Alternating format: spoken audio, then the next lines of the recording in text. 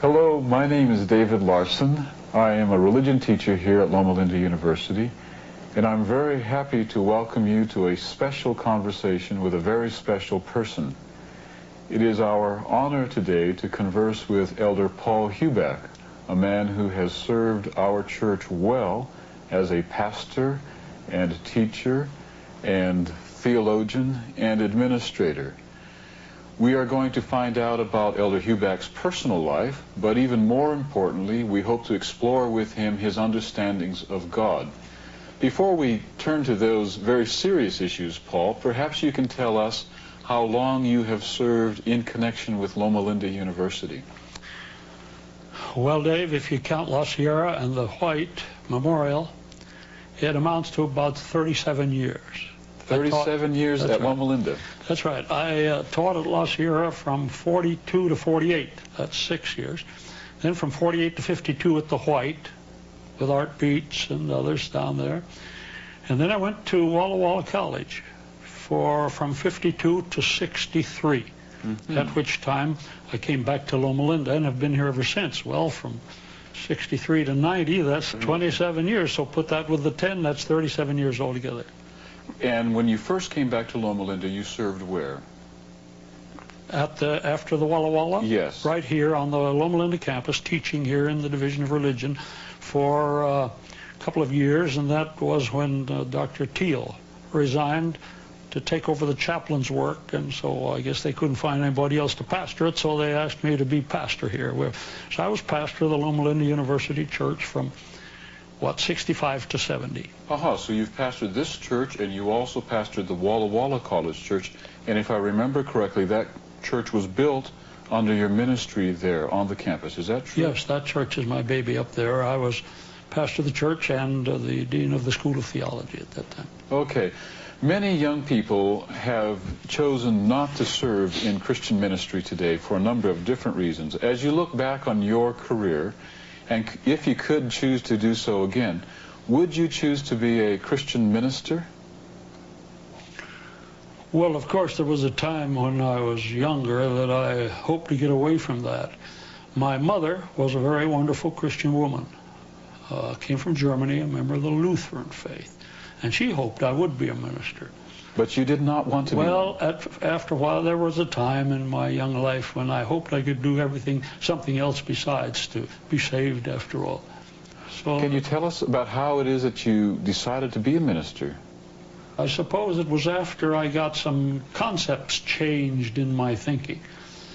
Because I couldn't understand some things in Christianity that I decided, why should I be a minister when I couldn't understand it? How could I explain it? Okay. So my decision to become a minister came when I began to get some insights that seemed worthwhile. So I suppose it came about gradually. You asked about how I became a minister. Yes. Okay. Now, if you would summarize your understanding of Christianity today, if you could put in a nutshell, just a very small kernel, what the genuine essence of the Christian faith is today, how would you express it? Well, Dave, I suppose I'd put it this way. I see now Christianity as a satisfying, personal, love relationship with God and each other, as revealed in Jesus Christ, of course, in a great controversy. So rather than Christianity being a set of rules and regulations, now to me it's a matter of a love relationship with God. And a lot of people are afraid of God. They don't have that love relationship. And so I see Christianity as a concept of God and a relationship with Him that not only saves but keeps us saved. That not only provides forgiveness, but provides also healing and restoration. Oh, I see it in a much broader and more meaningful way as related to human experience than at first. So there's been a gradual development over the years in your understanding of Christianity, if I'm understanding you correctly. That's right. And this had an impact on your decisions as to what you would do with your own life. That's right. Now, can you tell us something about your early childhood that would help us to understand this gradual development? Were you reared in a Christian home, in a Seventh-day Adventist setting? Yeah, you get an old man reminiscing, and it might take too long. Well, we're interested, yes. Let's go back a little bit in my early days, as of course I grew up in a Lutheran home. A strict Lutheran home? Yes, oh yes. They were very loyal to the Lutheran Church, coming directly from Luther, Wittenberg, in Germany. And there was no Lutheran church in Winnemucca, Nevada, where I was born, so I attended a Methodist Sunday school. But in order to be brought up right, my mother had me study Luther's catechism. Oh, yes. And so I grew up, of course, with the concept that Jesus doesn't love bad boys, and he only loves good boys. And good boys will go to heaven, and bad boys will go to hell. Well, of course, when my folks, I was about 10, when my folks heard of Adventism and took some Bible studies, I listened to with keen interest. You know, I learned some different things about God. My views changed. But I didn't get into the Adventist church very long. Oh, my father and I were baptized a year later than my mother. But when we were in the Adventist church, other problems came to light. May I explore that just a little bit? Yeah. First of all, when you, as a 10-year-old, made the shift from Lutheranism and Methodism to Adventism, right, what did that shift mean to you? Was it a very significant shift in your life? Did it mean... Yes. It gave me a new picture of what one is like, what it ought to do. And the fact that there was no hellfire had something to do with it, I think. Did that attract you to Adventism? A little bit, but at that time I didn't know so much about the full meaning of all of that. Okay. And so anyway, I decided I really wanted to be a Christian, and so I'd be saved after all, you know. Yes. Anyway, as I got into the Adventist church, I got some new concepts that troubled me. All right. Such as? Such as? Well, I suppose it can be epitomized at Lodi Academy when once we had a week of prayer speaker come, whose theme that week was steps to Christ. Each night was another step. And I could picture Jesus up there at the head of the stairs saying, "Come on up, Paul. If you make it, we'll have a good time together. Not only now, but forever," see? So I said, and this preacher was one who made it appealing to me. You know, not all preachers appeal to kids, but he did. So I said, "All right, I'll try. I'm coming, Lord," and I'd start up the stairs, but I wouldn't get very far until I'd fall back into some of my old habits, you know. Didn't seem to work very well. So I talked to one of the ministers, and he told me, "Well, Paul, you're trying too hard. Oh, yes. Just let go and let God. Reach up with a hand of faith and grasp the hands of God, and he'll see you through." Well, I'd reach up, but there wasn't anything there. A lot of that was so theoretical that it didn't make sense to me where I lived anyway. I probably was dumb about it, but at any rate, that bothered me so. Well, then another preacher would come along and he'd preach, "Fight the good fight of faith." You know? Yes. "Endure hardness as a good soldier of Jesus Christ." Yes. Well, I'd say, that sounds more like it. Here goes. So I made some resolutions, and I didn't do any better than I did before. And then I got to think. One preacher says surrender. Another preacher says fight like everything. Didn't make sense to me.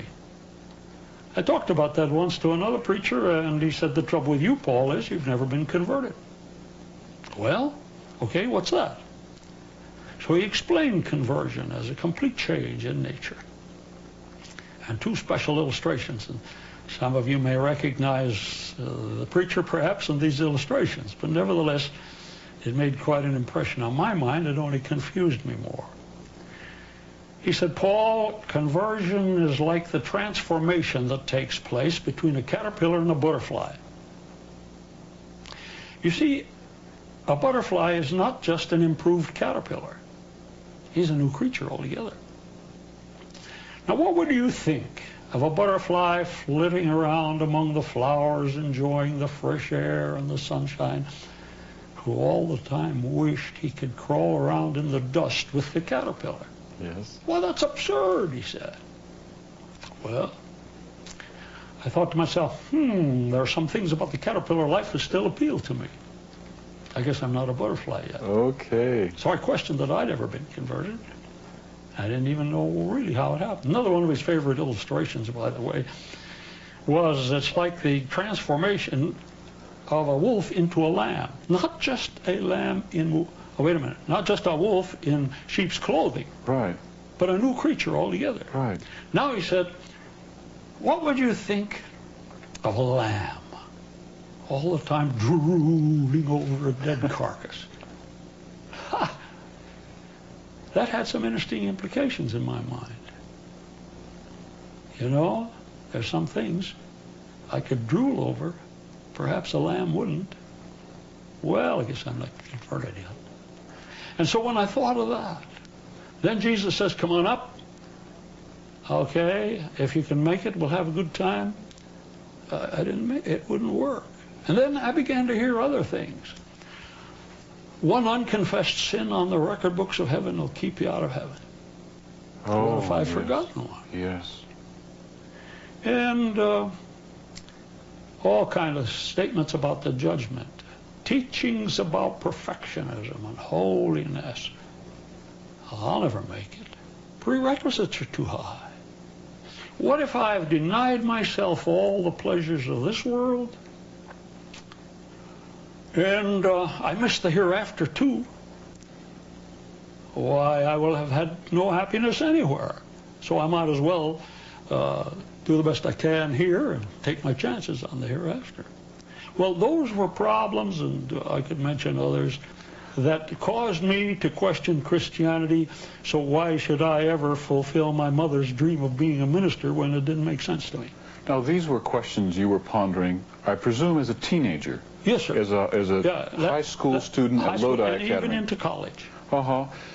Those are very deep and profound issues for a young person to be considering. Was there a point where you had a kind of breakthrough experience?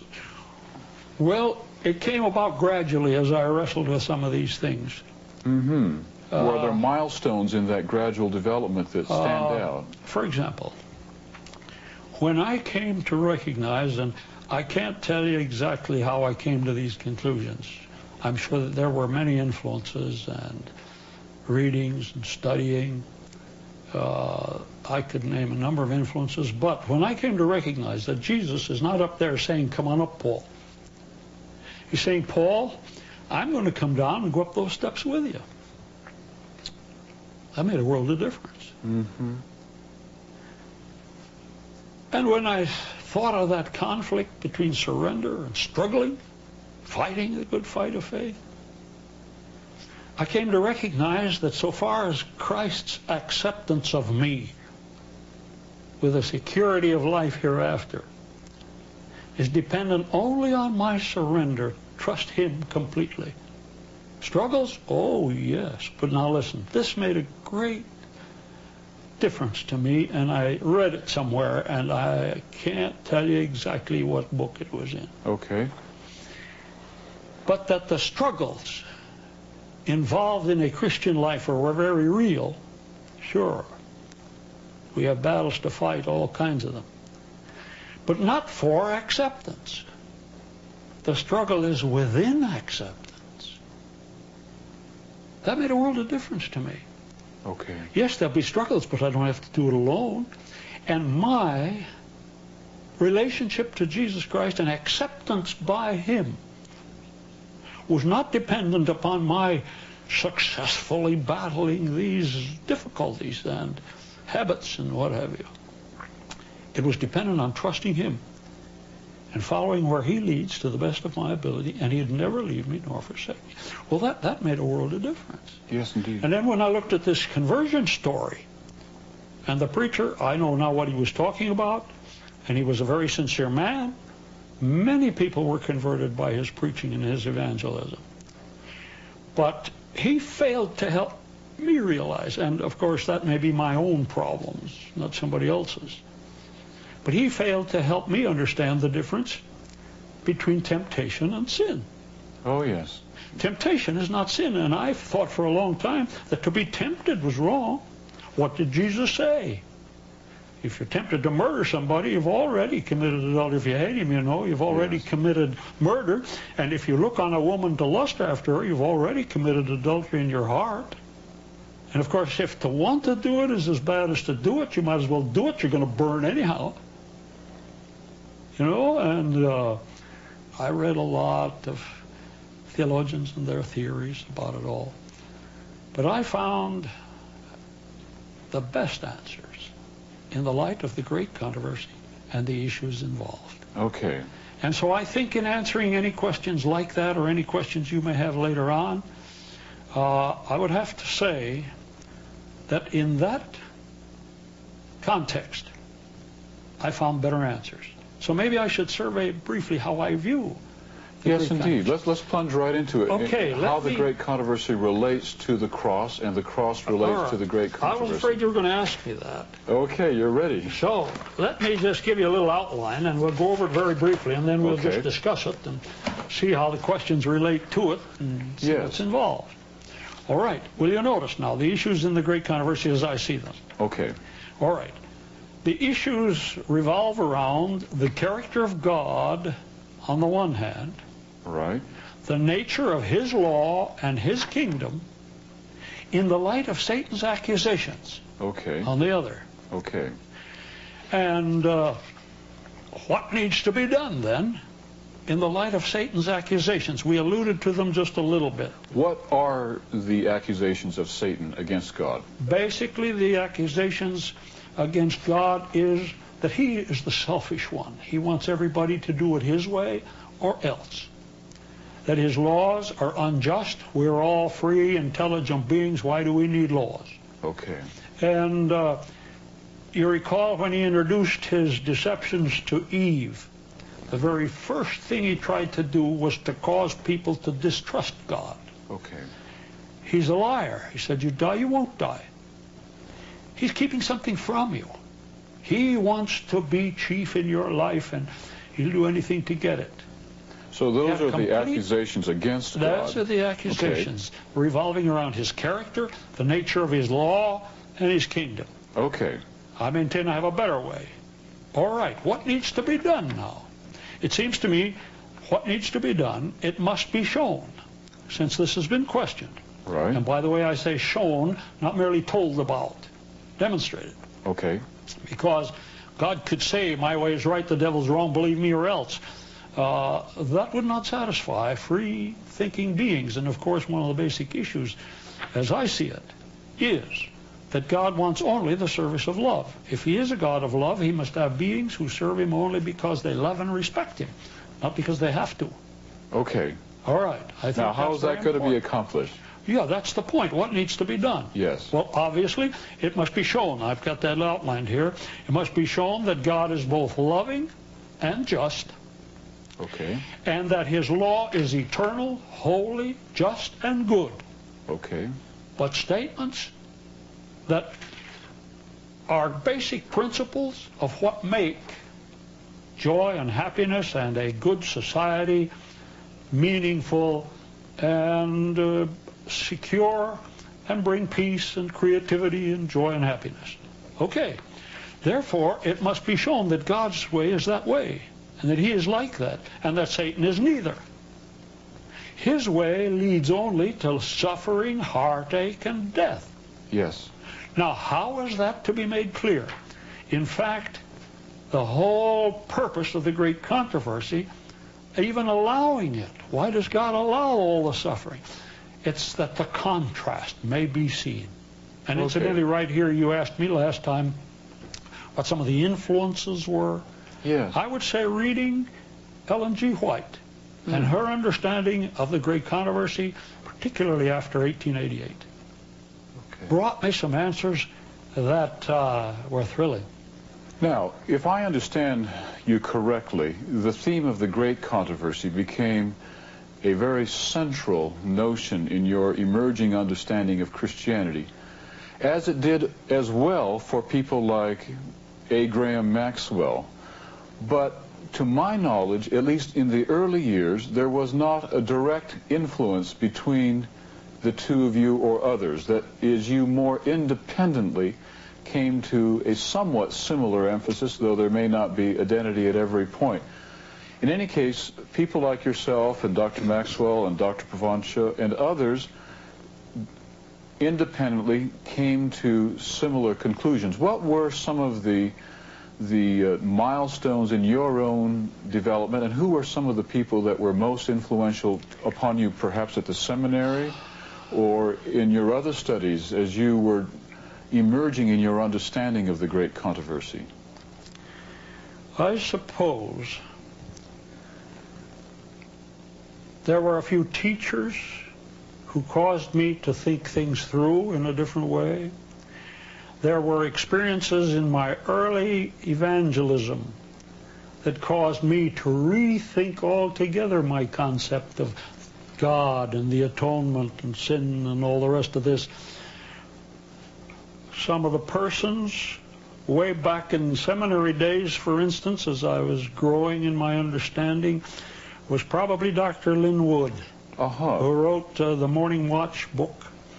I forgot even, I should have looked that up, what year it was. All right. He taught at the seminary. In fact, he was my major professor when I got my master's degree. What was his area of specialty? His area of specialty had to do with theology and, of course, also with archaeology and Old Testament, Greek and Hebrew. I took Hebrew from him, for instance. But you get a man's theology, and his concepts of God were the first to get me thinking along these lines. I would say Elder Andreasen. You ever heard of him? Yes, M.L. Andreasen. Was he an influence on you? Very much so. Not in so much that he had as many answers as I'd like, but he stimulated thinking.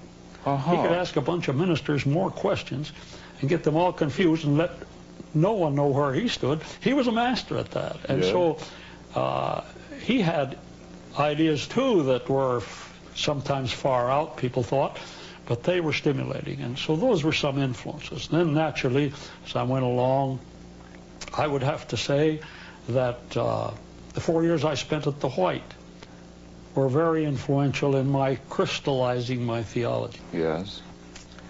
With, for instance, Art Beach, Jack Provenza, Dave Cotton at the White. Jack was taking medicine at that time. Dave was one of the philosophy teachers at the time, and we used to have interesting discussions together. About that same time, too, by the way, Elder Babienko. Oh, I forget his first name even. He used to come in, and he used to be an evangelist in Russia, an outstanding preacher, and quite a theologian, a deep thinker. And he used to come in and he'd say, Paul, how much truth do you think was in that golden cup in the hands of the harlot that sat on the beast and all the rest of this? He says, how much truth do you think is in all that? And then he began to ask one question after another, for which cliches would not answer. Well, they were not the answer. So I suppose those influences. And then later, I knew Graham, met Graham, and that I thoroughly enjoyed his. Incidentally, I had many of these concepts when I was teaching Bible at Lodi Academy. Oh, yes. And Graham's wife, Rosalind Gildersleeve. This is Graham Maxwell. I bet Graham Maxwell's wife. Yes. I'm sorry, said something else. She was my secretary. And she used to correct papers for me. And we had some interesting discussions with teenagers, seniors in the academy. And I always allowed them to ask questions and say what they pleased and change their mind 5 minutes later without being considered heretics. And the influence of those questions that early had a lot to do with my rethinking how to best satisfy a teenager's mind. And Rosalind tells me that my concept of God in those days even was the one thing that kept her in the faith. As well as a number of other young people when they were wrestling with concepts where they did not get answers that were satisfying. Well, I would say there were a lot of influences along. I would say that Graham and Jack did have a great influence on my life, but many of these concepts came before I'd met them. But let me tell you, for instance, maybe the one thing that had the greatest effect to start me down a different path theologically was my first evangelistic meeting alone. I was preaching, I was taught to preach Christ and Him crucified And that would win hearts and save souls. And you should present, well, you should preach a sermon without bringing in Christ and Him crucified. So I was preaching on the prophecies, symbols of Daniel, particularly at the time, showing how history fulfilled prophecy. You can depend on Scripture. Point is, we're soon going to face the time when Jesus is coming back. Now, in those days, if I didn't know how it fit, I'd tack it on the end. Yes. I mean, this business of Christ and Him crucified. Yes. So after presenting the prophecies, why, I would just go into an appeal on the basis of His second coming being near. Okay. And so I put pictures on the screen of this Jesus on the cross. Yes. And there are some very interesting pictures. Blood trickling down, you know, yes. and all the rest. And then I would say, all this Jesus did for you, what will you do for Him? Get ready to meet Him. You know what the general appeal was. I did it very sincerely. One night, a lady came in and sat down. I had never seen her before. I always kept the place lighted enough so I could look at people's faces. And she watched the screen, she watched me, and after it was all over, she lingered. And after everybody was gone, she said, Reverend Heubach, I'd like to ask you a few questions. And I said, well, I'll be glad to know what the questions are. I don't know all the answers. She says, well, now you may not believe this, but this is the first religious service I've ever been in. I've never heard anything like this before. Oh, I've heard the name Jesus, but mostly in swear words. And she said, I never knew that stuff was in the Bible. She was impressed. How that history fulfilled prophecy. My, she said, that was great. But then, she said, why in the world did you place those gruesome pictures of this man on the cross, this Jesus on the cross? That was nauseating to me. Let's stop it right there and see what your answer to her was, okay? This lady questioning you about the nauseating pictures of Jesus on the cross. We need to take a little pause now, but we'll come back in just a little bit and continue our conversation right at that juncture. Oh, okay. Thank you very much, Paul. All right.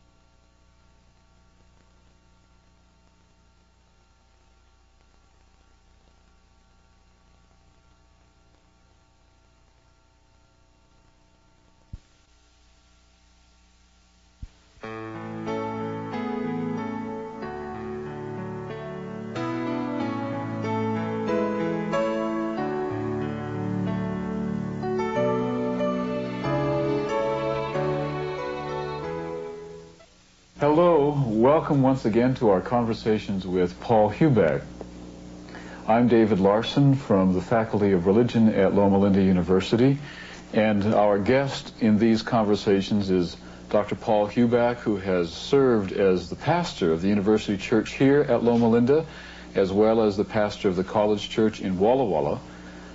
Elder Heubach has also served at the White Memorial Medical Center, and he has taught in the School of Religion at Loma Linda. So he's a very well-versed person on the issues that we're discussing, namely, what is the essence of Christianity?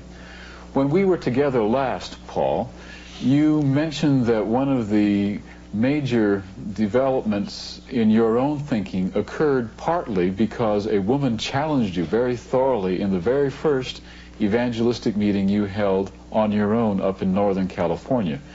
As I remember that story, you had made a very strong attempt to preach Christ somehow in every sermon, and this one woman was quite impressed by what you had to say.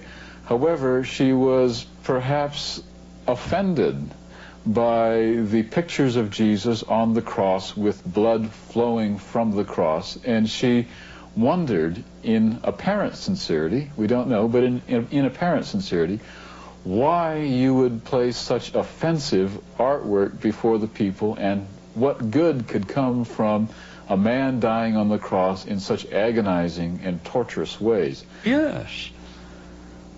And of course I was new at this business of evangelism, and I hadn't really studied theology at its depth. But I was preaching the gospel, I thought. And I multiplied words for an hour and a half without knowledge, mouthing cliches I had learned, but realizing all along that I wasn't getting through to this woman. Now, I don't know whether she was sincere in this or whether she was just putting me on the spot. It doesn't make any difference. I never saw her again. But I couldn't sleep that night. Mm-hmm. Here, I was supposed to preach Christ and Him crucified, and that was supposed to break hearts, and if I be lifted up will draw all men unto me. It didn't draw this woman as far as I knew. Mm-hmm. That made me decide I must use an altogether different approach than this. Now, that was one of the experiences that got you to thinking very clearly and closely about the meaning of the cross and of Christ's sacrifice on the cross. Did you have other experiences of that sort that also prompted your thinking about the cross of Jesus? Yes, there were several, Dave, that had a very definite influence and caused me to rethink my theological concepts from scratch. At the White Memorial Hospital in Los Angeles, I spent some 4 years there. I spent 3 days a week in the clinic. I did not pose as a psychiatrist or a psychologist or a doctor, medical doctor. I was there in a special little office to help people with spiritual problems, with problems that related to religious values and beliefs and so on. And people were sent to my office from the doctors to help in that particular area. They knew they were talking to a minister. Well, anyway, in Los Angeles, there you run into all kinds of people, every race, every theological background, every religion for that matter. And you can see in there, find the thinking of people, and that challenges your theology. I'll bet. So, let me give you a couple of examples, perhaps, okay, that might illustrate what we're getting at. One day, a woman brought her husband into my little office, and she said, "Dr. Heubach, my husband wants Bible studies." She said that? Yes. Okay. Well, I sensed, by sizing up the situation, that she wanted him to have Bible studies. Oh, yes. At any rate, I set time, and we made a date. The day he was to come to my office after work, I called her, and I said, "Please let him come alone. I just want to talk to him man to man." So he came in, sat down. I hadn't met him before she introduced him to me, and so after we had gotten acquainted a little bit, I said, "Now, friend, before we start any kind of Bible studies, I don't know why, but I have a sneaking suspicion that your wife wants you to have Bible studies." Oh, you started off right like that. Yeah. Okay. He smiled, and then he sobered up and he says, yes, it's my last attempt to save our marriage. Uh-huh. Now, don't get me wrong, I enjoy the Bible. There's a lot of things in the Bible, many things in the Bible that I enjoy, but I can never be a Christian. Well, I said, what makes you say that? Well, he said, for one thing, there's too much blood in your Christianity. Well, he said, I visited your Sunday school. Well, I beg your pardon, I mean your Saturday school, but it's just like all the other Sunday schools and churches that I visited. Even your songs are dripping with blood. Well, what did we sing? There's power in the blood, redeemed by the blood. And then this one, there's a fountain filled with blood, drawn from Emmanuel's veins, and sinners plunged beneath its flood are cleansed from all their guilty stains. What do you think that means to a man on the street who does not have the background we do or the appreciation of what all that means, or at least what we think it means? Mm-hmm. This man found those hymns offensive. Yes, very much so. And he said, there's too much blood in your Christianity. And incidentally, he wasn't alone in it. There was an outstanding doctor who gave his services to the training of medical students one afternoon a week. That was Dr. Jorgensen, whose library, by the way, is in the dental school and is named after him. The library in the dental school is named after him. Yes, the Jorgensen library. Yeah, he was an outstanding scientist.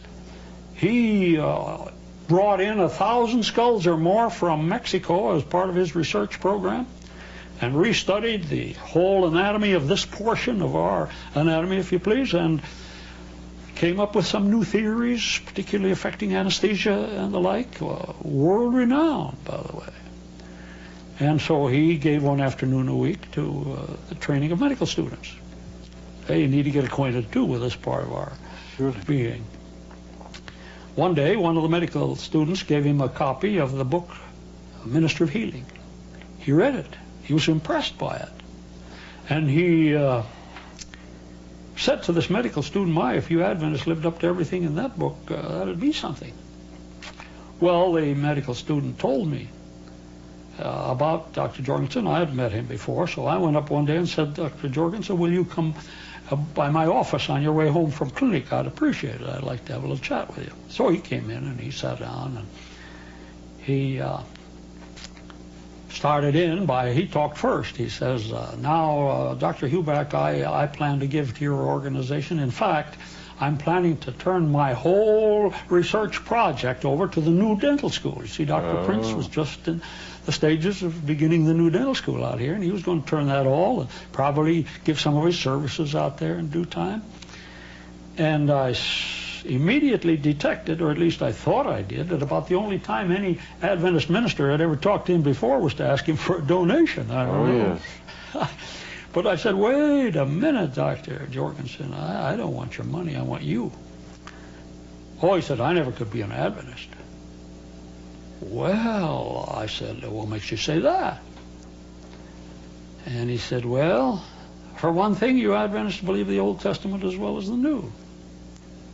And I said, well, yes, we feel that God has revealed himself in the Bible from Genesis to Revelation. Well, he said, I tell you, I can hardly conceive of the God of the Old Testament being anything like the God Jesus talked about. No, he said. In fact, my hobby is reading the myths and legends of the old Nordic gods. I don't always want to read scientific literature, etc. And he said, you know, the God of the Old Testament was worse than all those old Nordic gods, commanding to destroy men, women, and little children. And he said, you know, the other day I was reading about the dedication of Solomon's temple. How Solomon slew 120,000 sheep, I think, and some 22,000 oxen. Man, what a butcher shop that must have been. And as I was reading about those Old Testament sacrifices, why, I read somewhere where all this was a sweet-smelling savor unto the Lord. Yes, the Bible does say that, doesn't it? Ah, he said, that's not the God Jesus talked about. Jesus talked about a God who sees a sparrow fall and cares about it. No, he said, that bothers me. So I guess that's probably one of the major reasons. Well, I didn't have the answers I would like to have had at that time. What would you say now? Well, to compare and contrast this Okay. picture of God who loves the aroma of burning flesh on the one hand, and this picture of a God who sees a little sparrow fall. That's right. How would you combine or improve upon those alternatives in light of the cross today? Yeah.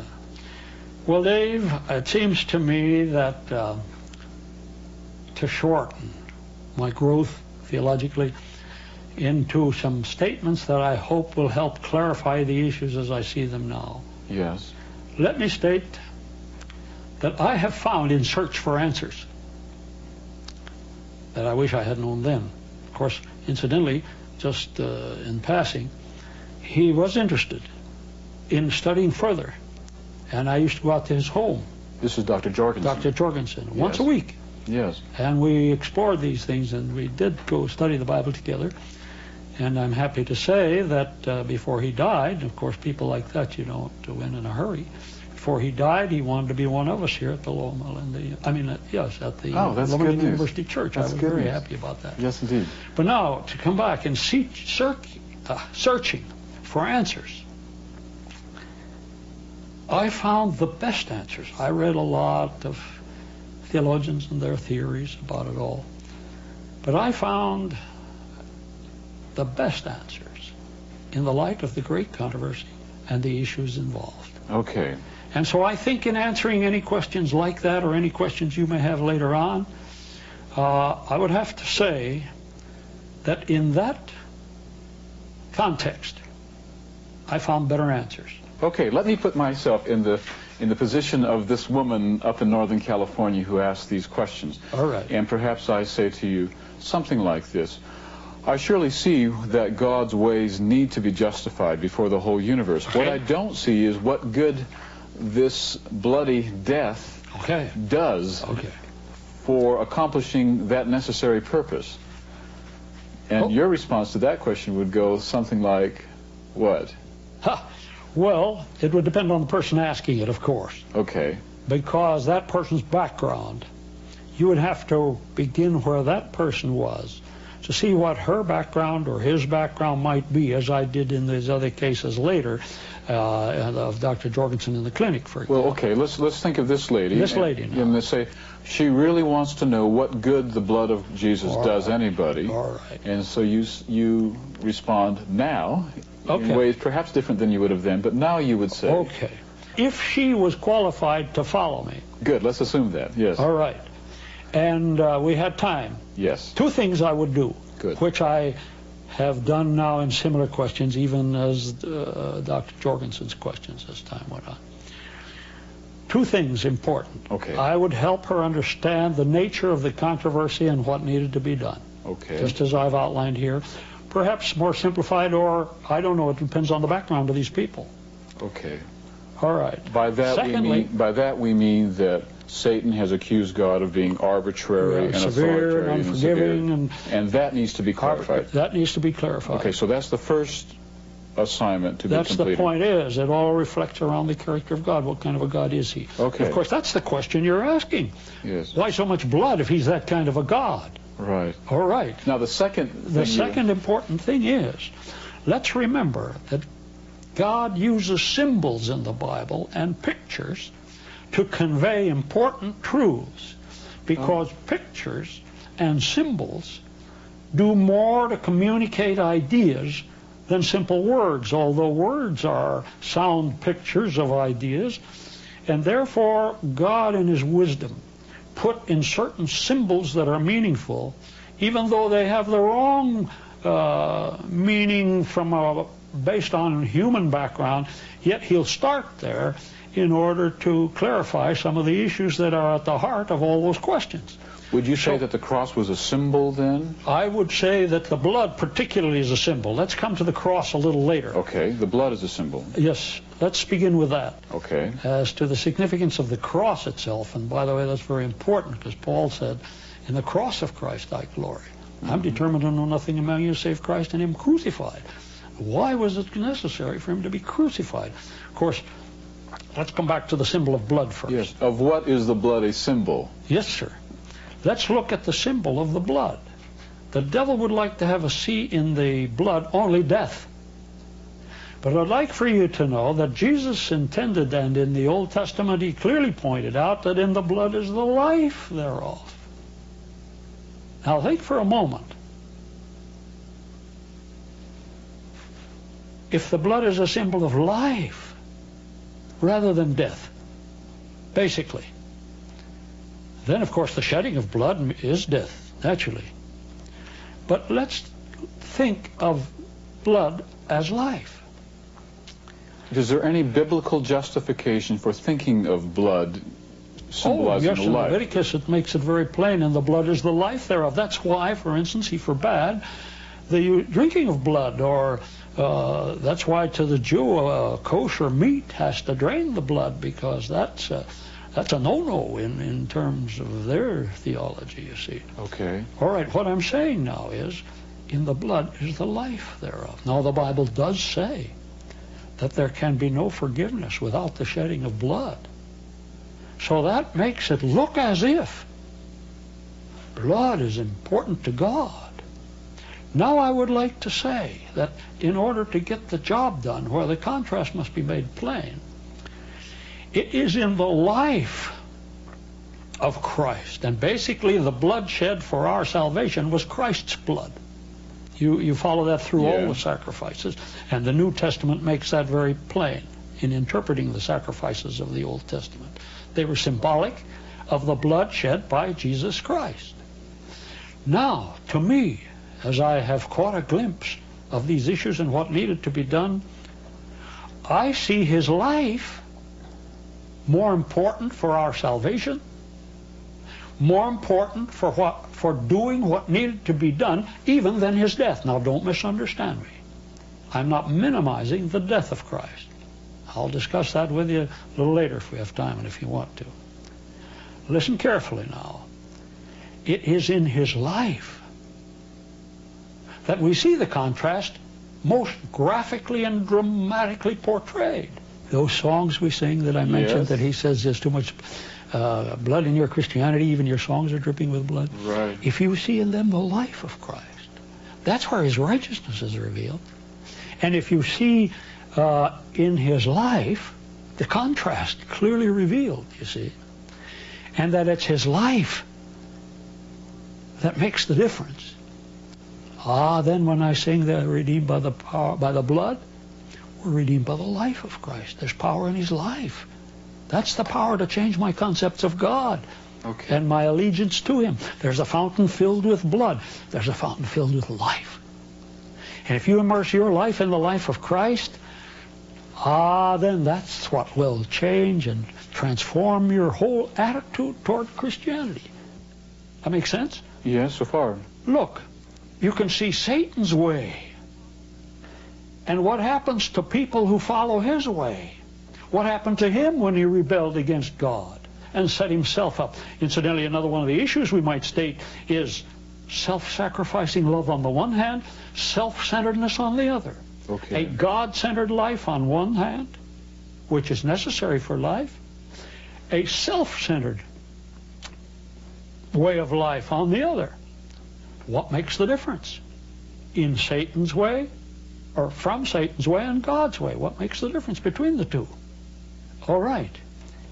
When you look at how Satan had affected men and women in Christ's day, even right up to the cross, before he even died and said it's finished. You see, even before he died. You see, Jesus' hands outstretched in blessing only. You see Satan, look at all the cruelty. Look at demon-possessed men and women who lose all their faculties, and how cruel people become, and all the heartache and the suffering and the disease and what have you that Satan's way has produced. Okay. Come up to the cross. You see Jesus inspiring these people in love and goodwill all through his life. Now, suddenly, you find those devil-inspired people crying out, "Crucify him, crucify him." Watch them as they heap abuse after abuse upon Christ once he's condemned. And we don't have any idea as to what he suffered. He suffered every possible abuse and result of sin that devil could manipulate or bring about, so that there is simply no other way by which he could be tested. Mm-hmm. And all through that, what do you hear him saying? "Father, forgive them, for they know not what they do." Oh, man. The contrast between God's way and Satan's way is so clearly viewed there. You see, if Christ had not lived a perfect life, his death would have been only the result of his own sin. That wouldn't have helped us any. Again, had he not lived after his death, there'd be no hope for us, no salvation. What'd Paul say? If there's no resurrection, our faith is vain. So his life, that's what Paul meant there in Romans. You want me to read that text? Well, I'd like to ask this question. What did the death of Jesus on the cross do to God? Okay. Did it change God at all? Oh, no. It didn't. It's the opposite. Let me tell you something about that. If we see in the blood the life, then in the blood of Christ, it's the life of Christ. Notice what had to be done, God's way and Satan's way. That must be demonstrated and shown, not merely told. Now, here is where it's so important in our theology to know that Christ was God. That God stepped into history himself and had God the Father come into this world. The picture would have been no different. In fact, Jesus said time and again, "If you've seen me, you've seen the Father." But I think we've often heard that the cross and the death of Jesus was necessary in order to satisfy God's sense of justice. Okay. And that until that was satisfied, God could not and would not forgive us. All right. Let's take a look at that for just a moment. I don't believe that God had to be reconciled to man in the sense that you had to change his mind. He'd like to destroy us. If it weren't for Jesus, it'd be just too bad for us. You don't believe that? No. I'll tell you why. I think I see rather here a demonstration of the fact that God is not a bloodthirsty God demanding a sacrifice, but that he is himself the sacrifice. Okay. He does not love us because Jesus died. He gave his son, and he could have done it himself, but it's even harder to give your son to do it, in order that we may see his true self, that he may demonstrate the law of self-sacrificing love. Satan had said he wants everybody to sacrifice for him. I rebel against that. He said, "No, I'll sacrifice myself for you." So you can see the difference now between a self-centered life and a self-sacrificing life. So what does the universe see? They see Jesus. They see God himself suffering every result of sin man is capable of suffering. Now watch this carefully too in the light of the great controversy. You see, God wants to be able to forgive sinners, otherwise they'd have to suffer the natural consequences of sin. The true principle here is the wages of sin is death, not the wages of God. The gift of God is eternal life. The wages of sin is death.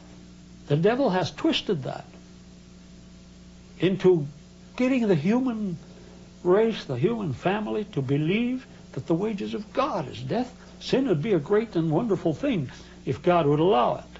If the blood of Jesus is a symbol of his life, Why then was it necessary for that blood to be shed? Indeed, why did Jesus have to die? And what does your answer to that question have to do with the New Testament suggestion that without the shedding of blood, there is no remission or there is no forgiveness of sin? All right, I think, Dave, we're approaching the heart of Christianity. I think all Christians will agree that the cross of Christ is central. Okay. Don't you think so? Yes, indeed. Yeah.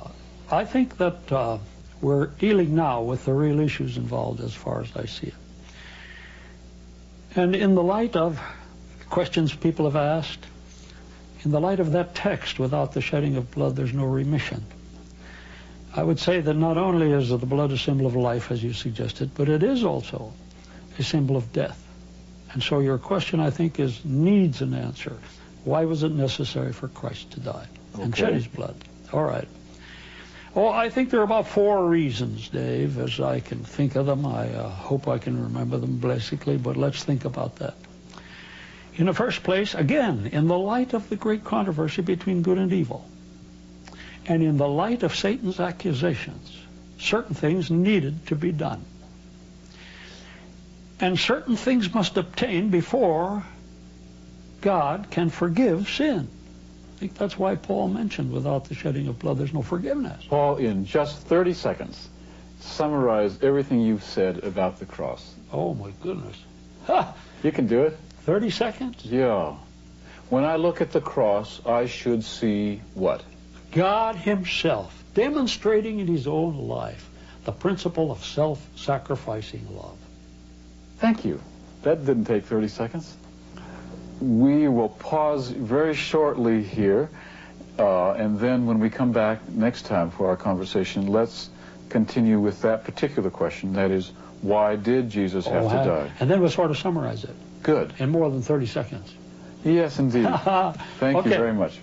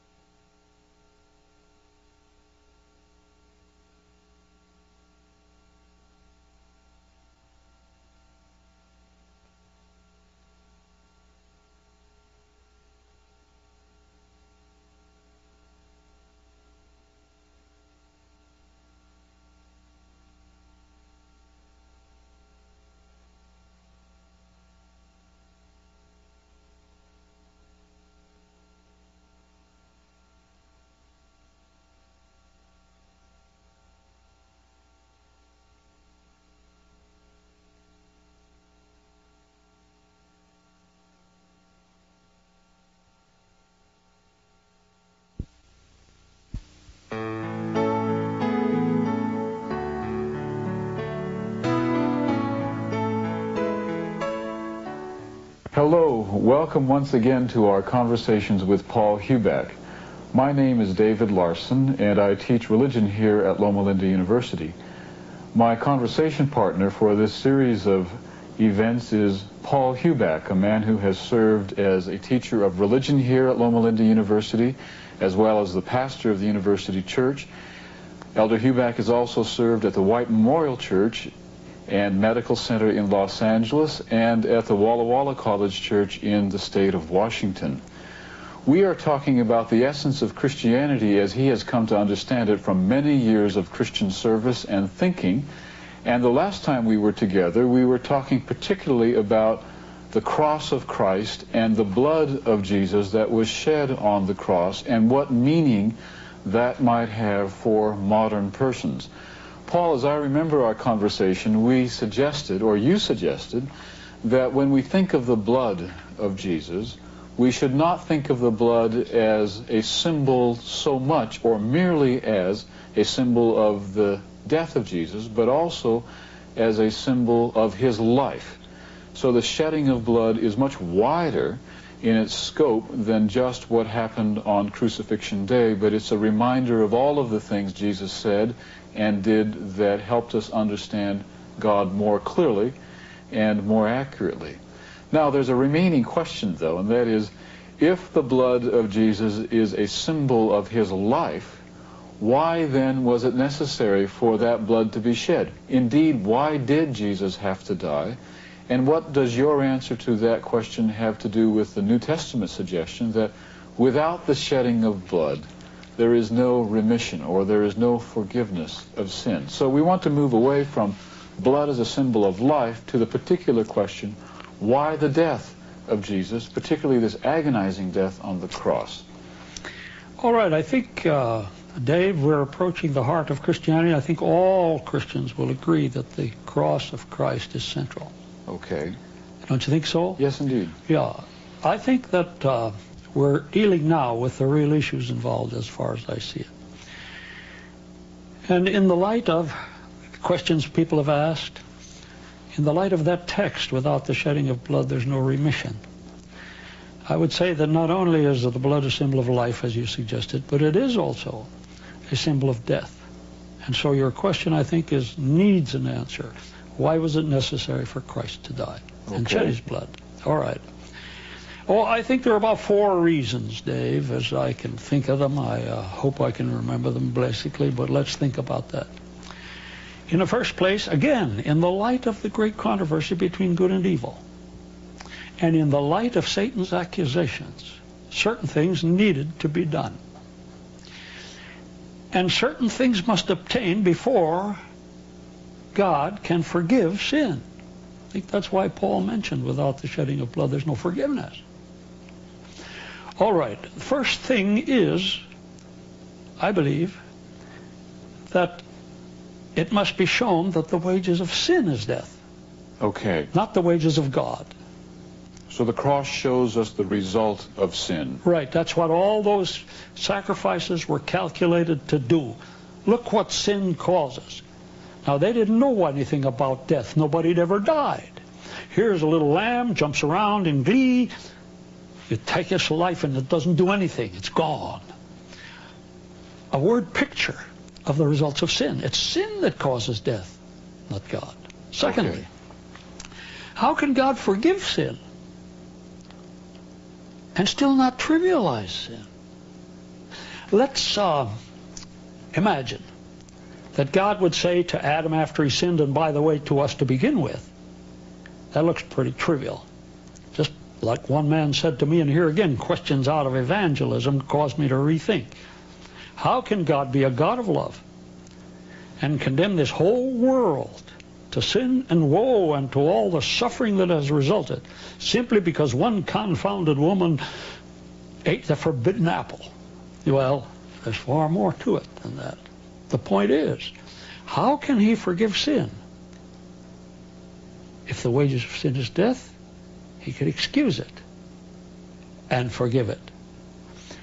May I suggest, let's imagine that he said, okay, Adam, we'll forgive you this time, but don't let it happen again. Now, according to the teachings of Jesus, who teaches what God says he should teach, he'd have to forgive how many times? 490 at least. Of course, you know what he meant by that, many times.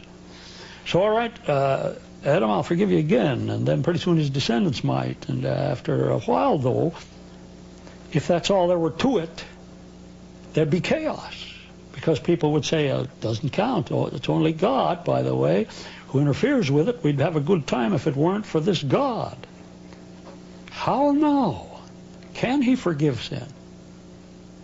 And he can't. He doesn't forgive sin, he forgives the sinner. Okay. And now, that's the second. The second point then is very clear. Had he forgiven him, that would have proven Satan right. Look, it's God that kills them. It's not saying he could excuse it if he wanted to. He could excuse it again. No. Sin causes death. So that was one reason why They had to see the full conclusions of what sin does, not God. Thirdly, now let me see if I understand that second point. The cross allows God to forgive the sinner without minimizing the sin. Okay, overlooking trivializing the sin. Okay, good, thank you. Oh, it's trivialized. There's nothing. If you sin, he can forgive it. No. Okay. You see, to preach the love of God, Dave, and I sense a question coming, to preach the love of God without the exceeding sinfulness of sin is pure sentimentalism. Okay. Okay. Okay, now, third point. Okay. The third point is it's going to cause man a lot of suffering. God will show us in the life and his whole life up to the time he really died. That part is part on the cross.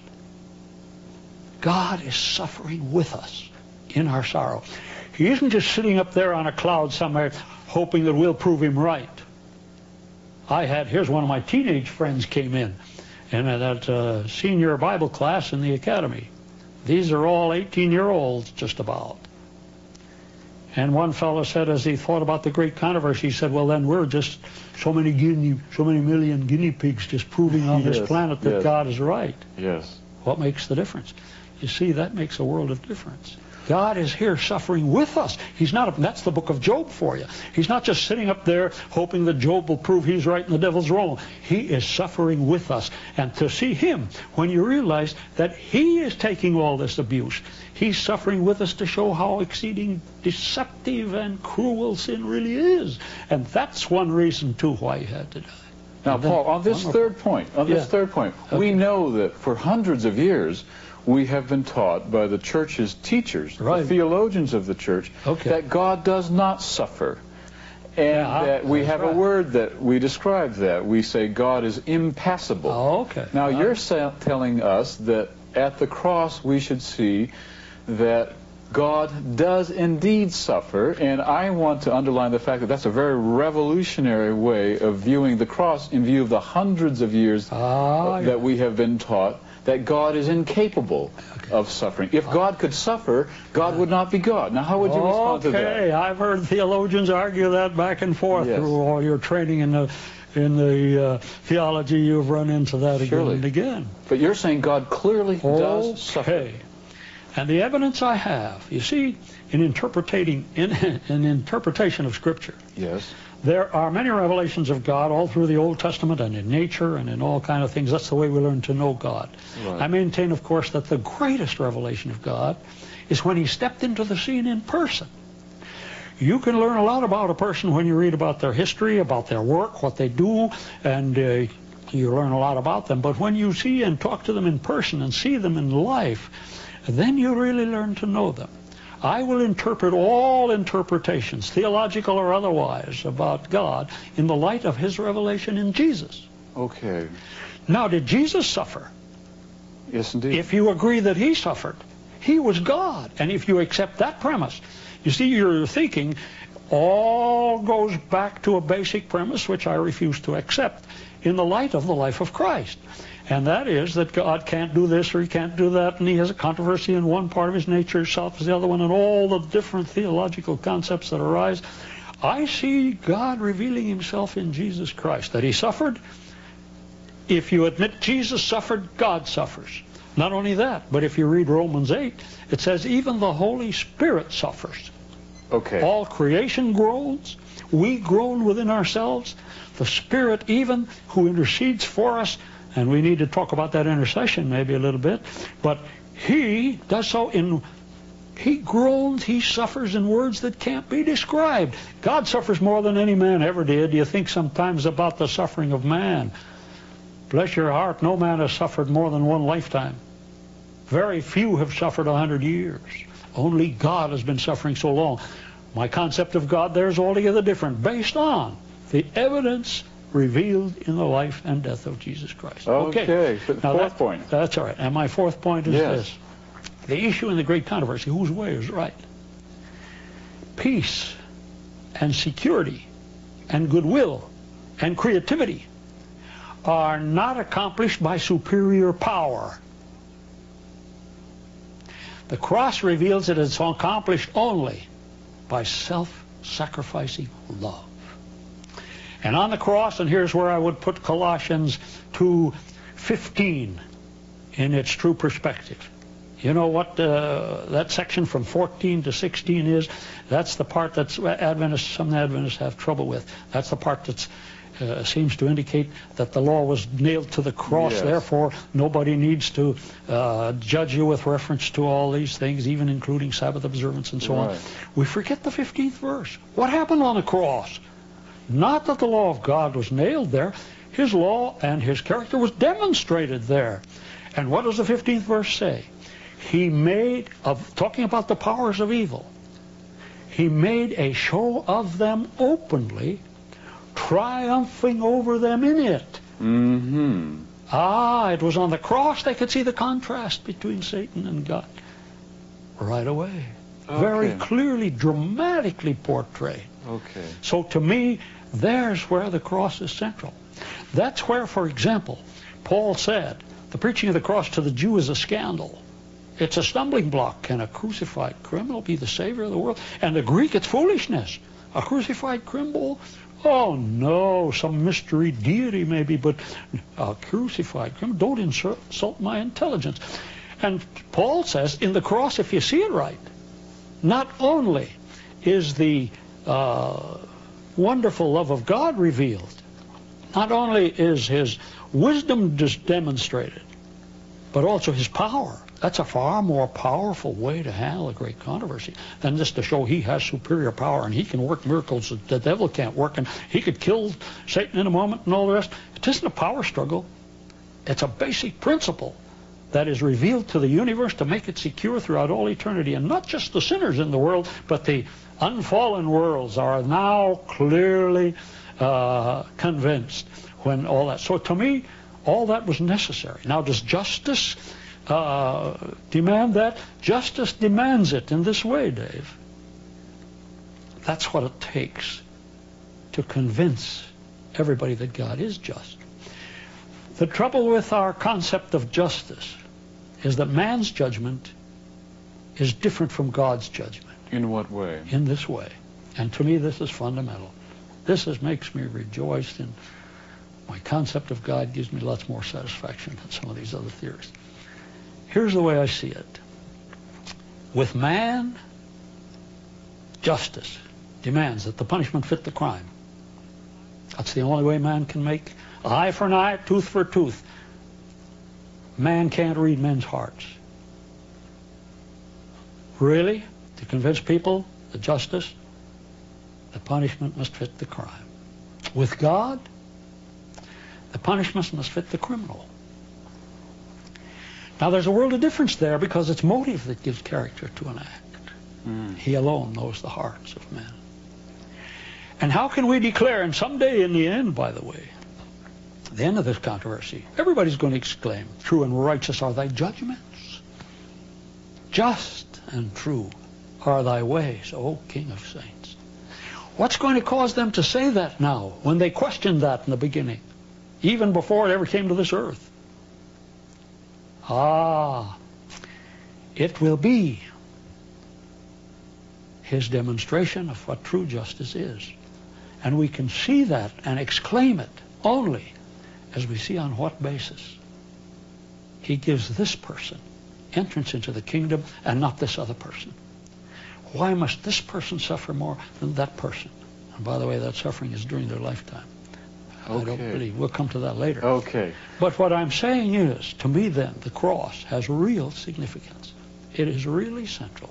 And when you catch that glimpse of God as revealed there, as both loving and just, and that Satan's is just the opposite, his way, there you have solutions that, to me, give the better answers. I got a lot of questions I'm going to ask the Lord about someday, but they give me better answers, more satisfying, in terms of my relationship to God, than if I'm afraid he's going to zap me if I don't serve him. Okay, now I'd like to pursue that just a little further, if possible. Please do. I'm really thankful for your fourfold answer to our question. Why is it that Jesus had to die? That was very helpful. Now the question is, how does that relate to the heart, not merely of Christianity, but of Adventism? That is, Adventism has expressed itself primarily in terms of the messages of the three angels that say to fear God and to worship Him, and warn us about the wrath of God and the smoke of that torment ascending forever and ever. Now, how does one combine or converge the picture of God that you have described from your understanding of the cross with the three angels and their messages? Isn't there a little tension there? Or are you indeed, perhaps, Paul, in danger of sacrificing that which is most distinctively valuable as Seventh-day Adventists? Indeed, are you still a Seventh-day Adventist? Sure I am. That's a good question. I like that question. Because I had to rethink my presentation of the third angel's message in order to produce the results that should come from a presentation of the good news of the gospel to the world. And since it's so central, there needs to be an understanding of it, for it can be presented to negate all the concepts of God that I have already tried to bring to light. If you do it in the right way, you just listen to them. It says the everlasting gospel to present. So the three angels' messages are to be good news to man. And so the first one, fear God. Give glory to Him, for the hour of His judgment has come. Worship Him who made heaven and earth. Tremble, man, tremble. You face a judgment. Secondly, Babylon has fallen, because she made all nations drink of the wine of the wrath of God. Well, so what's that got to do with me? Maybe she deserves it. Or what is Babylon? I mean, that involves a lot of understanding. How can it be good news, though? That doesn't sound like very good news. Babylon has fallen. It's only when you see it in the right perspective that it becomes good news. And the third angel, that's the one. And we make a lot about the third angel's message. If any man worship the beast in his image, the same shall drink of the wine of the wrath of God, poured out without mixture into the cup of His indignation. That's the one I want to talk about. What do we mean? He will be tormented day and night in the presence of the Father and the Lamb, and so on. All the rest of that, and what? Not only that, but fire that shall not be quenched, and all the rest of these things that go along with that concept. How can that be good news? All right. That's the question. The wrath of God poured out without mixture. Mixture, yeah. That's it. Now, how does that relate to now, man, I don't know how to do this in a few minutes. We may not get it during this half hour, but... Well, we'll give it a start. Let's start it this way. Again, I come back to the great controversy. Okay. And to the issues involved. And what needs to be done to settle these issues. As we said a few minutes ago, clarify those issues to the extent that everybody will say, true and righteous are thy judgments. Okay. Now, I read in the Bible that the result of the preaching of these three angels' messages produces a people who keep the commandments of God and who have the faith of Jesus. Or I don't care how you read it, who have faith and confidence in Jesus, or to have His faith. It seems to indicate that both would be good renderings of the statement there. How can it produce people like that, especially in the light of the fact that God does not want hellfire-scared Christians? In other words, He does not want the motive of fear to cause people to serve Him. But it talks a lot about God's wrath, Paul. Yes, it does. And I read according to 2 Corinthians 9 that our giving, and we always apply that only to finances, it should be cheerfully given, yes, intelligently given, not grudgingly or of necessity, right. But He loves a cheerful giver. Not only must you keep the commandments, but you better delight in them. Be happy now. You better enjoy them, not only keep them, because if you keep them only on the basis of compulsion and punishment, that isn't acceptable at all. And that's where I learned a lot from the statements of Ellen G. White. Would you like to hear one? But let's at least talk about it. If you want to read this. What I'd like to know is what the wrath of God is and how this all fits connects. into it. Yes. Okay. How would you describe the wrath of God? Okay. Poured out without mixture. What is it? All right, I understand that seems to man to be God finally losing his patience with man. And boy, when he gets angry, you better watch out. Mm-hmm. All right. I had to think about that a long time. I had to take everywhere in the Bible God's wrath is referred to, because I'm sure he wants us to understand what he means by that. First of all, he uses it, I think, because he has to reach us where we are and speak a language we can understand. Okay. God even uses the motive of fear, as we understand anxiety to be, temporarily to keep men from destroying themselves until they could learn better. Just like a parent may use the motive of fear temporarily to keep his child from running out into the street or something. Use the motive of fear until the child gets old enough to understand why it is so dangerous. I understand God using motives like this and demonstrating it in many interesting ways in the Old Testament to keep us from destroying ourselves until he can get through the deceptions of the devil and help us to see it in a different perspective. Okay, If there was some portion of the Bible that described God's wrath most clearly for you, what might that be? Okay. You take both Old and New Testaments. I find some very interesting statements. We Christians always look to the New Testament. I think Romans 1 is very clear in that, how that God demonstrates his wrath. His righteousness was demonstrated in Christ. His wrath is demonstrated in the times when he gave man over to the full realization of the results of their choices, to evil. He just simply gave them over to a depraved mind. He's simply letting them suffer the consequences without restraint. Would that be an accurate description of the wrath of God? God allowing us to suffer the consequences of our own ill-advised choices? All right, that statement alone is probably not sufficient. Okay. Let's go back to another statement in the Old Testament in Psalm 78, 49, and 50, where it says he gave them over to the plague and all the rest of this. So emphasizing that again. Yes. But then I ran into an interesting text in Psalm 7. Okay.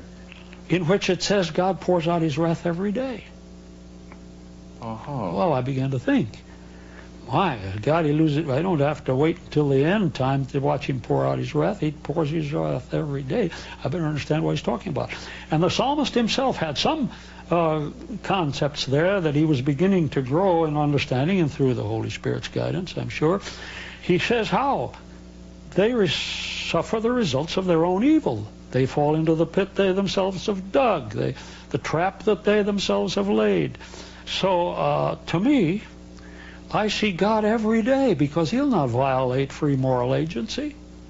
Every day he lets you and me suffer the consequences of our foolishness, our indecision, our transgression of basic issues of life. So, every day he does that, but always tempered by his mercy. Otherwise, we would have destroyed ourselves long before now. Had God not provided some way to continue life, we would never see the full results of sin in one generation even. So he had to take time to allow the full wages of sin to reveal itself in nature and in results. Now then, before this tragic drama is over, I don't know, in that outline I point out that before it's over there must be two things. A final and full display of the love of God, in contrast to a final and full display of the results of sin. And that's where the book of Revelation makes very plain in the 15th chapter that in the 7 last plagues, God's wrath is completed. Not in the fire at the end. His wrath is completed in the 7 last plagues. That's where you're going to have a final demonstration. And by the way, the third angel's message says, unmixed with mercy. Okay. That's where that fulfillment will come to a final conclusion. That's where you will see this planet suffering the full consequences of man's selfishness and greed. Take a look at those 7 last plagues for a moment. Well, let's just look at 1 or 2 of them. We haven't got time to go through all of them. The first plague talks about this incurable disease that comes on man. You cannot violate the laws of health, the laws of God, the laws of life, without suffering serious consequences. And God has mercifully helped us find all kind of antidotes to the mistakes we've made. But the time is going to come when he's going to have to show that that's a great principle. Secondly, you take the pollution of the sea and the streams of waters, which are the second and third plagues. Even now we're seeing the pollution of those things in a limited way. All those things are the result of man's greed. God said, I'm giving you this planet, you take care of it. We haven't taken care of it. We've exploited it for selfish reasons. Man is going to have to suffer. The natural consequences of that is all going to come to a head in second and third plague. Even the fourth one, where the sun scorches men with great heat, I wouldn't be a bit surprised if what we see now about the ozone layer and what's happening in certain portions of this globe in which the sun's shining through with some different kind of heat, and on the rest I won't take time to go into it now. But I see the wrath of God in his wisdom and in his love, letting us now suffer enough so that we can experience the results of sin. The real death is the second death, from which there is no relief, no resurrection. Now look, then I see him using temporarily. There come times when the results of sin are so bad, justice demands he's putting an end to it. So he deliberately puts an end to some things when he knows only when to, when the universe is convinced of the terrible nature of sin. The cross was one of those places. Well, anyway, I don't know what else you have in mind. Let's pause That's a now, poor beginning. And then we'll talk about the universe's reaction to all of this the next time we're together. Thank you very much, Paul. Okay.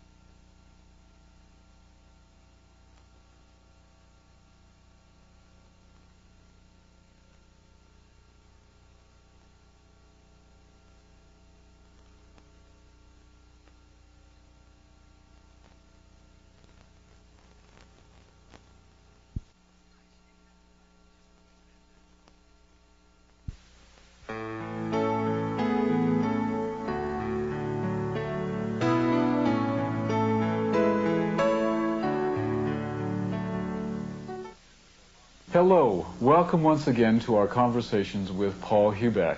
My name is David Larson, and I'm a teacher here in the religion school at Loma Linda University. Paul Heubach is a man who has served as the pastor of the University Church here at Loma Linda, as well as the pastor of the college church at Walla Walla College in Washington. We have also been blessed by his ministry at the White Memorial Medical Center in Los Angeles, and as a member of the Faculty of Religion here at Loma Linda. In our previous conversations, we've learned something about Paul's personal history. We've also explored his understanding of the blood of Jesus as shed on the cross. And then we talked some about the relationship between the blood of Christ and the wrath of God. In this fourth and final segment of our present conversations, we would like to talk particularly about the heart of Seventh-day Adventism as expressed in the messages of the three angels of Revelation chapter 14. We'd like to ask particularly if one can understand these messages in a way that is encouraging and inspiring and not discouraging or depressing. So I think I'll put the question as directly as I can to you, Paul, as you think of those three angels and those three messages in Revelation 14, and you think also of the view of God that you have come to cherish over the decades of your ministry, is it possible for you to view these three messages as good news rather than bad news? And if so, how can you do so? Well, let's take a look at them. Good. Shall we? Okay, Revelation 14. And let's see what each one is. Of course, the angel flying in midair, and he had the eternal gospel. That means good news to proclaim. Okay, this is Revelation 14. Beginning with verse 6. All right. Then I saw another angel flying in midair, and he had the eternal gospel to proclaim to those who live on the earth, to every nation, tribe, language, and people. He said in a loud voice, "Fear God and give glory to him, because the hour of his judgment has come. Worship him who made the heavens, the earth, the sea, and the springs of water." Now, of course, that, as we said, can be a fearful message. It even starts with fear God. And talks about a judgment. And it talks about a judgment. And, of course, the word fear, as you know, as you study the Scriptures, the psalmist said, "Blessed are they that fear the Lord. Happy are they that fear the Lord." It's not necessarily this anxiety. It is, of course, this tremendous respect as we stand in awe before God and his marvelous wisdom and his power. That can cause us to tremble. But it's more positive than a negative fear, because perfect fear, good fear, perfect love casts out fear. And you've got to harmonize fear God with a God of love, what casts out fear. So there's a place for fear. God sometimes uses it, but the ultimate is to respect him because we love him, because we know him. So that's the fear God part. Then it says fear God and give glory to him. That means to manifest his character. That means the good news here is that God is not the kind of a God that Satan declared him to be. And his glory, where is his glory best revealed? Well, I like 2 Corinthians 4, where it talks about the devil would blind us to this truth, that God is revealed most in Christ, as we mentioned here in the last session, I think it was. And I like this statement of Paul's here in the 4th chapter. The God of this world has blinded us, the minds of unbelievers, so they cannot see the light of the gospel of the glory of Christ, who is the image of God. See, there's the gospel, the good news about the character of God. God said, "Let light shine out of darkness," made his light shine in our hearts to give us the light of the knowledge of the glory of God in the face of Christ. And as I said before, my concept of God has been molded by his revelation in person in the life of Jesus Christ, as well as in his death. He was not only a God who, he's not a God at all who demands a sacrifice. He is a God who is himself that.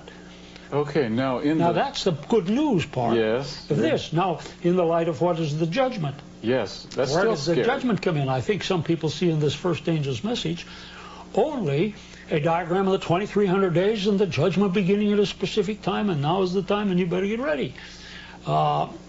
I see particularly the way in which this is good news if you understand what kind of a God here is. The hour of his judgment has come. In other words, his judgment is to be made clear to everybody, not just that we face the judgment, but his judgments will be revealed here in these final days in which this judgment will take place and has begun already. And you'll notice that the judgment, if you know that God is your friend, the judge is your friend, you don't need an attorney to get right with the judge, because the two are the same in character and in vision of what constitutes true justice and love and all the rest of this. So you see, when you see that judgment, you don't need to be afraid. Why is there a judgment? Some people think, well, God's going to have to see if you're safe to save. No, the basic reason for the judgment is not for God. He knows you and me better than any books could reveal. The judgment particularly is for heavenly beings, to make sure we are safe to save. It's particularly important that we get satisfied in our minds God's way of dealing with sinners, so we see everything behind the scenes. Why have the records been kept? So can hold it against us? No, records have been kept so that we have a basis by which we can evaluate God's way of judging. Do you see what I'm trying to get at? I don't know if I have time to clarify that. Well, is there any sense in your understanding that the judgment is a judgment of God? As well as a judgment The reason it's a judgment for others, the plan of redemption, you see, is important even for angels. You know, Peter says, angels desire to look into this. The plan of redemption is not just to save sinners. It's to make the universe secure. It's to keep the unfallen worlds from ever defecting. It's to keep the redeemed for eternity. And the only reason that that must be done, and that's what the final movements are all about, is so that everybody will know and understand on what basis God judges people, and be satisfied with the way He judged, so they can know and exclaim from good sense and sincerely, just and true are thy ways. How could they do that unless they had a chance to see why this man was rejected and this man saved? So the judgment is good news because it clarifies issues. God's trustworthiness. Sure, and it's good news. You don't have to be afraid to face it, because Jesus is there, your elder brother, the Father Himself is on your side. The Holy Spirit, He's anxious to see us through here. Angels of heaven have been sent forth to help us. Man, there's nothing to be afraid of in the judgment if you understand God as He really is.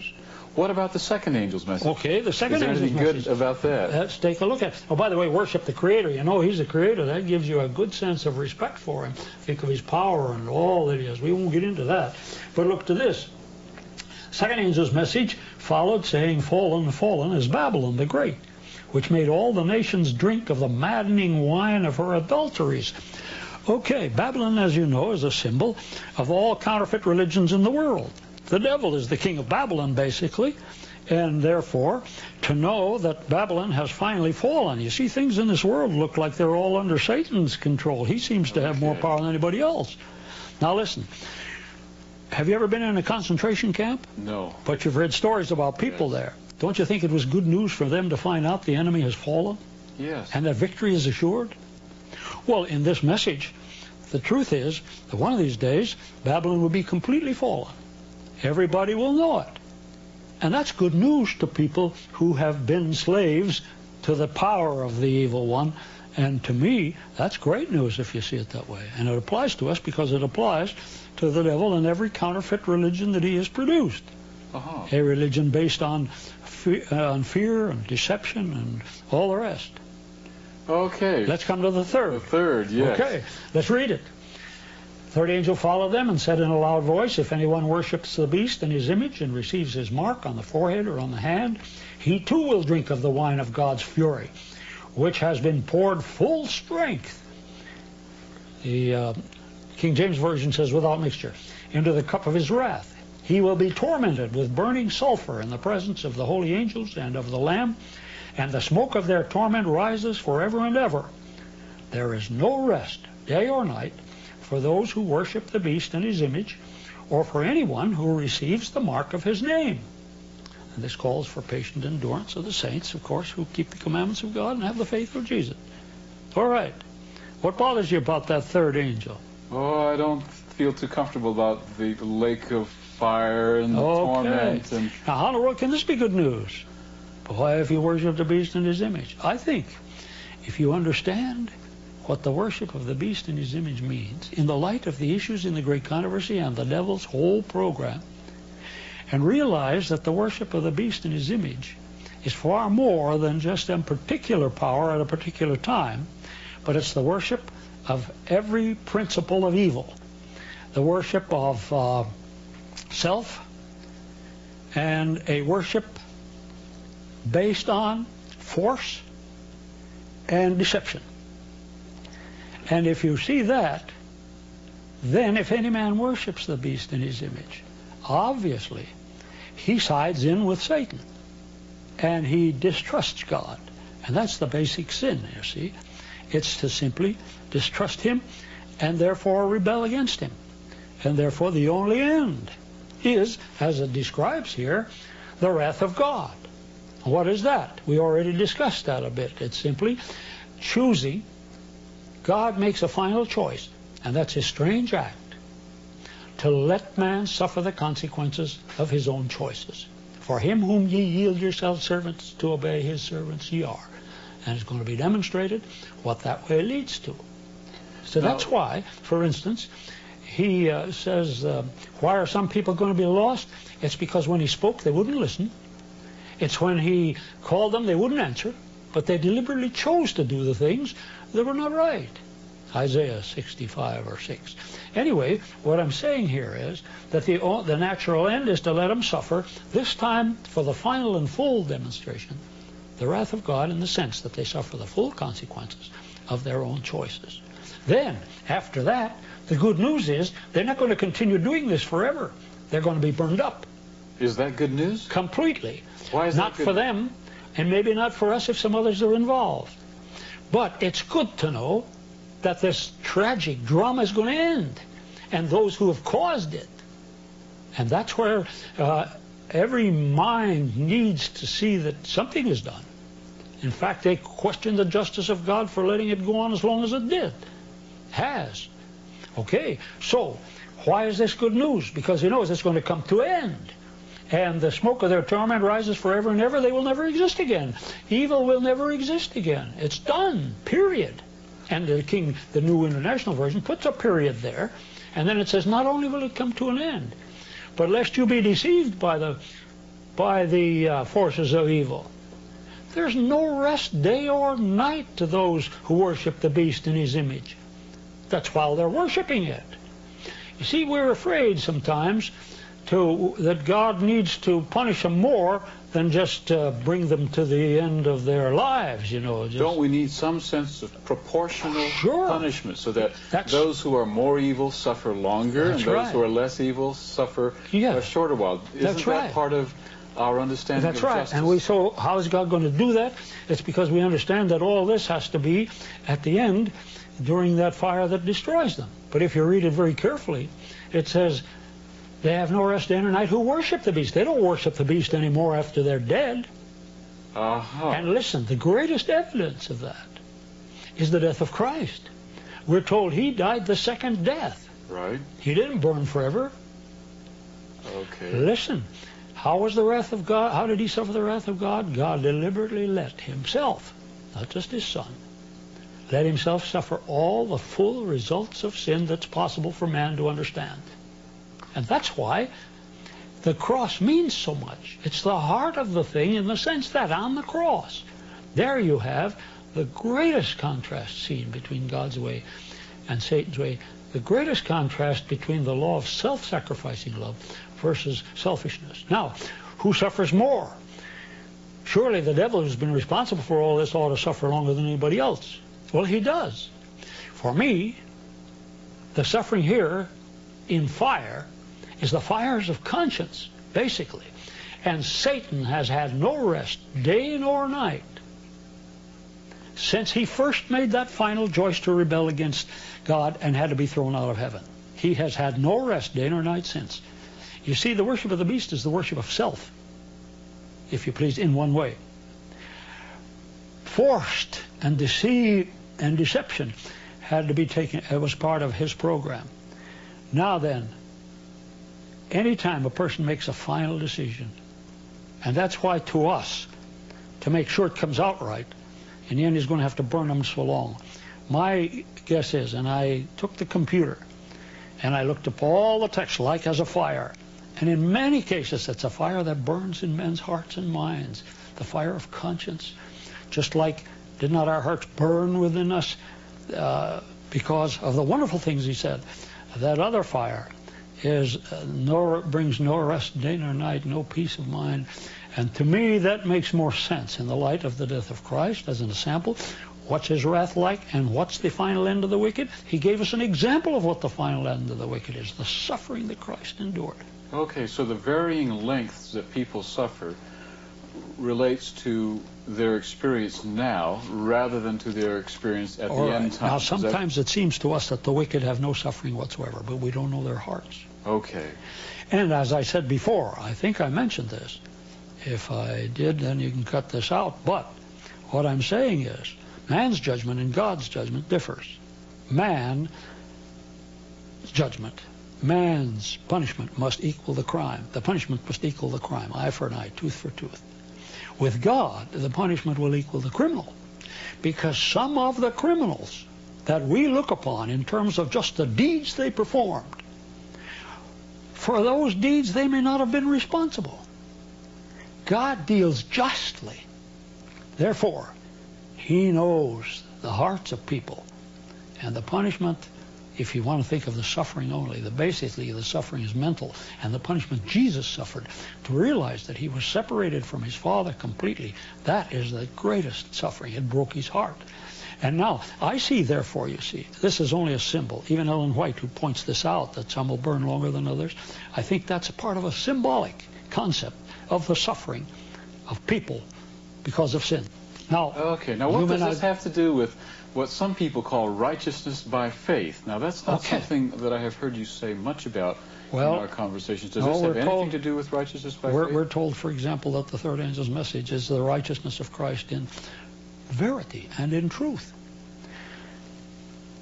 We have a tendency to see in the expression righteousness of Christ as our lives being as perfect as his. I'd like to just focus your attention on the fact that the righteousness of Christ is the righteousness of God revealed in Christ.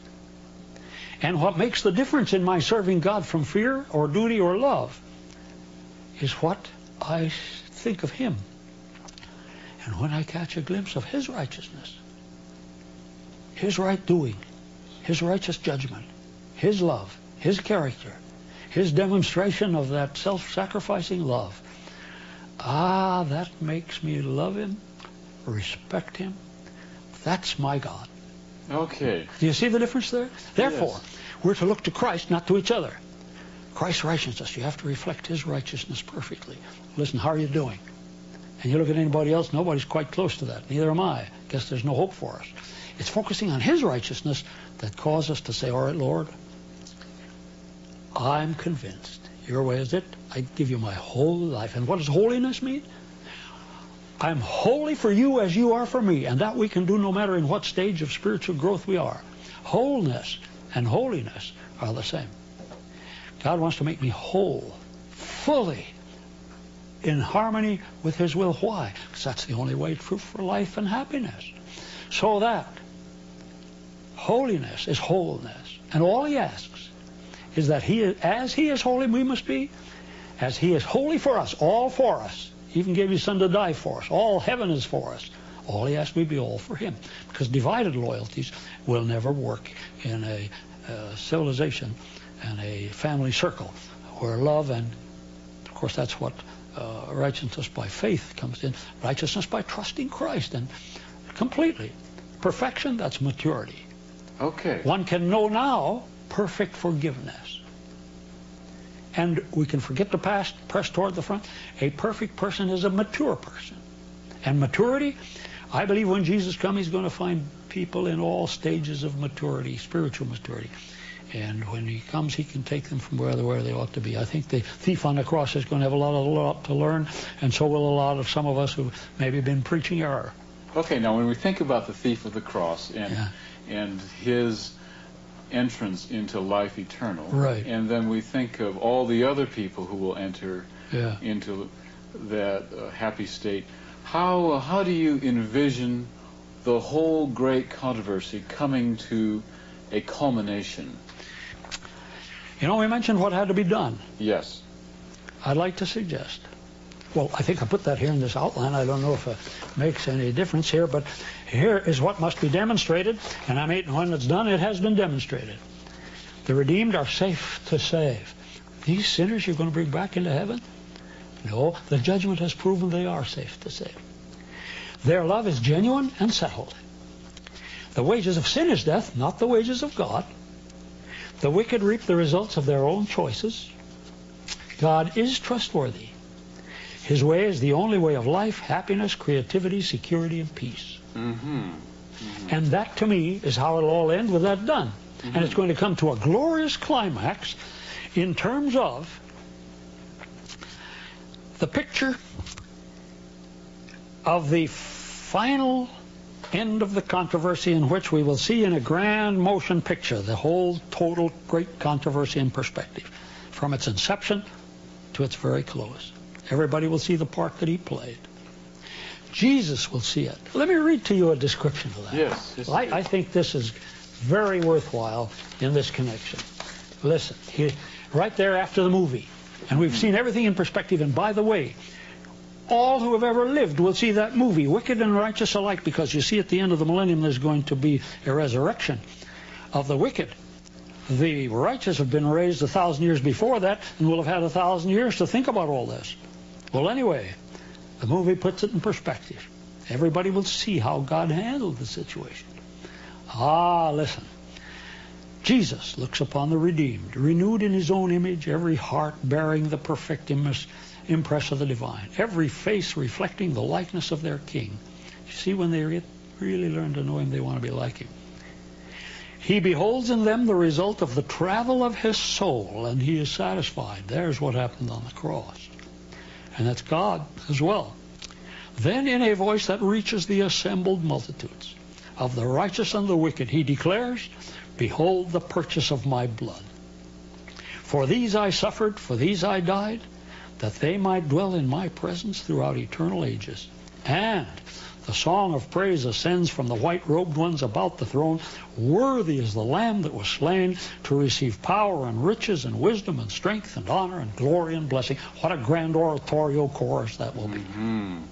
Now, when you think about that, what feelings come to your heart, Paul? Oh, man, when I see that, just imagine yourself being there in that song. Wouldn't you like to be there? Yes, indeed. Oh, man, and I think there will come a pause in the music.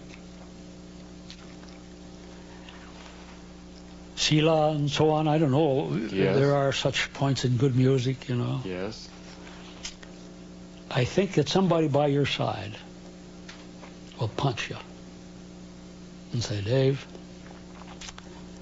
you know, if it weren't for you, I wouldn't be here today.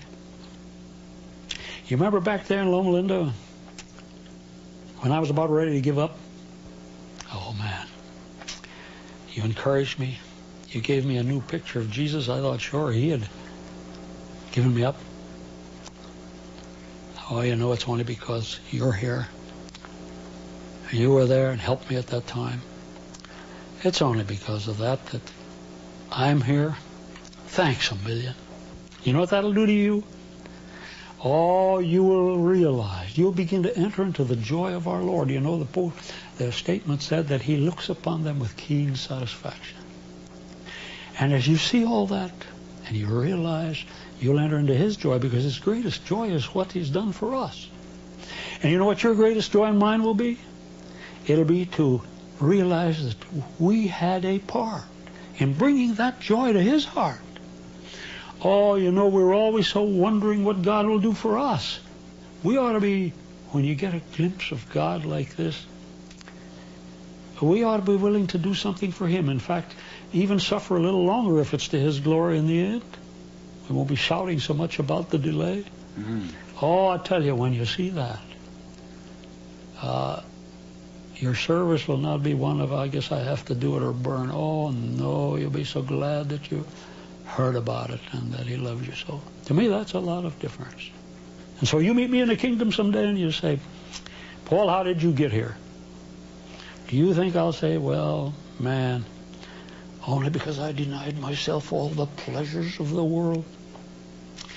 Oh, I struggled hard. I battled with the devil and his angels and I finally made it.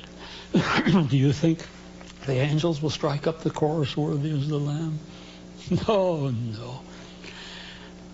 If you meet me and when you meet me, that's the way I put it, because I believe we can believe that with confidence. Say, Paul, how did you get here? And I'll say, well, Dave, it's only because the goodness of the Master put up with my littleness, my narrowness, my selfishness. Oh, it's only because he didn't give up on me, and he stayed with me through and brought me through. It's only by his grace I'm here. You know what you'll say? That's why I'm here. And we'll say, isn't he wonderful? So I can be sure, not because I'm so wonderful, but because he is. Dave, you asked what it'd be like when it's all over? Yes. Here's the finest description. Taken from Great Controversy, page 678. The great controversy is ended. Sin and sinners are no more. The entire universe is clean. There'll be no place where hell is burning. One pulse of harmony and gladness beats throughout the vast creation. From him who created all flow life and light and gladness throughout the realms of illimitable space. From the minutest atom to the greatest world, all things, animate and inanimate, in their unshadowed beauty and perfect joy, declare that God is love. That's the picture. Thank you, Paul. Yep. Thank you very much.